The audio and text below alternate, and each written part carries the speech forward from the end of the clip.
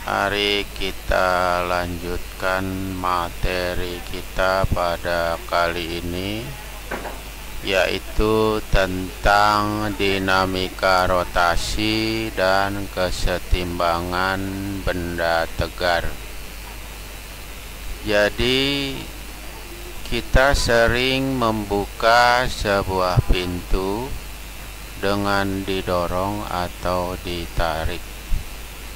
Apakah Anda sadar saat mendorong pintu di tengah memerlukan tenaga lebih besar dibandingkan dengan mendorong pintu pada gagang pintunya? Mengapa demikian? Pernahkah Anda melihat seorang pebalet sedang menari? Salah satu tarian yang mereka lakukan adalah putaran. Mereka dapat berputar makin cepat atau makin lambat. Mengapa demikian? Hal tersebut berkaitan dengan dinamika rotasi dan kesetimbangan benda tegar. Jadi bab ini akan membahas permasalahan tersebut. Yang pertama yang akan kita bahas adalah momen gaya dan momen inersia. Momen gaya adalah penyebab benda berrotasi.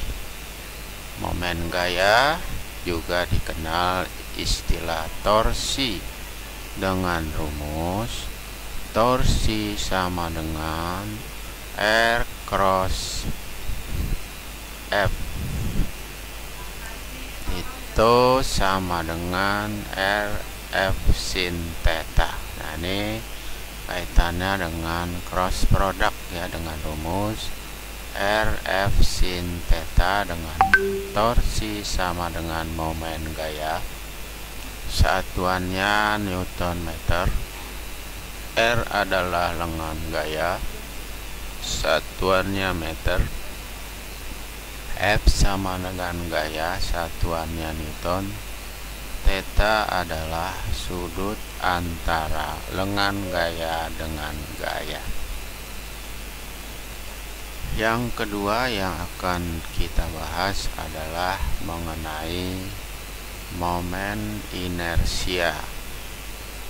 Jadi momen inersia adalah kemampuan suatu benda untuk tetap mempertahankan gerak rotasinya, di mana rumusnya adalah I sama dengan mr kuadrat, dengan I adalah momen inersia, satuannya kilogram meter persegi, M adalah massa benda, dan R adalah jarak benda dari sumbu putar dengan satuan meter. Jadi rumus ini berlaku untuk benda yang disebut partikel atau benda titik ya.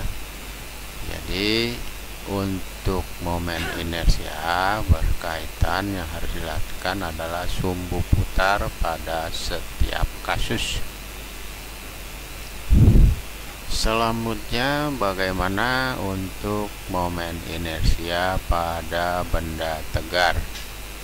Jadi apa itu benda tegar? Yaitu benda yang apabila diberi gaya tidak mengalami perubahan volume maupun perubahan bentuk, di mana momen inersia adalah kemampuan suatu benda untuk tetap mempertahankan gerak rotasinya dengan I sama dengan integral L kuadrat dm dengan momen inersia I kilogram meter persegi. R adalah letak sumbu putar. Di sini ada istilah integral ya. Jadi kita kita akan lihat bagaimana nanti di situ ada hubungan antara momen gaya dengan momen diksi. Akan kita bahas lebih lanjut.